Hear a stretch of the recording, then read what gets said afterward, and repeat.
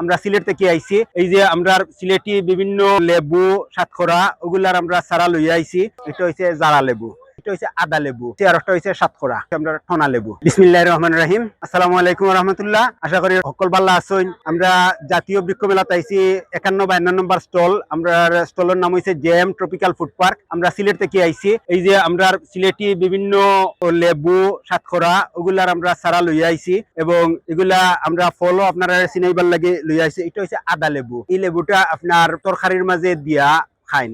আমরা বিশেষ করে ছোট মাছের লগে আমরা বেশি পছন্দ করি এই লেবুটা খাওয়া। আরো বিভিন্ন জাতের মাছের সাথে দিয়ে আপনারা খাইতে পারেন। এই হচ্ছে আমরা আরেকটা ট্রেডিশনাল ফুড, এটা হচ্ছে জারা লেবু।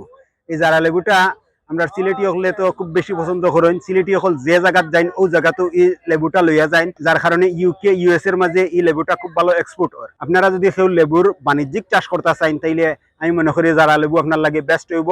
জারা লেবু যদি আপনি সুন্দর মতো চাষ করতে পারেন তাইলে এটার তেল করার বড় একটা মার্কেট আছে। ই হইছে আর একটা হইছে সাতখরা। সাতখরা এটা খাসা খাওয়া যায় না, এটা রান্না করে খাওয়া লাগে। মাছের সাথে খাইতে পারবা, মাংসের সাথে খাইতে পারবা, ডাইলের সাথে খাইতে পারবা। আবার এটার আচার বানাইয়া আপনার খাবারের টেস্ট বাড়াইবার লাগে আচার বানাইয়া এটা খাইতে পারবা। এটার ফ্লেভারটা খুবই ভালো লাগে। এটা হচ্ছে আমরা ঠনা লেবু। ঠনা লেবু এটাও আমরা সিলেটি ঐতিহ্যবাহী একটা লেবু। এই লেবুর আপনার ঠনা খুসা খাইতে পারবা, লগে জুসটাও খাইতে পারবা। এই সকল জাতের লেবুর চারা নিতে চাইলে আপনারা আইবা জাতীয় বৃক্ষ মেলা চিনমৈত্রী সম্মেলন কেন্দ্রের পাশে পুরাতন বাণিজ্য মেলার মাঠ আগারগাঁও। আর আমরা স্টল নম্বর হয়েছে 51-52। স্টলের নাম হয়েছে জেএম ট্রপিক্যাল ফুড পার্ক। আর এই হচ্ছে আমরা সব এই জারা লেবুর চারা, কত হেলদি চারা আপনারা দেখেন। সবগুলা চারা সুন্দর চারা।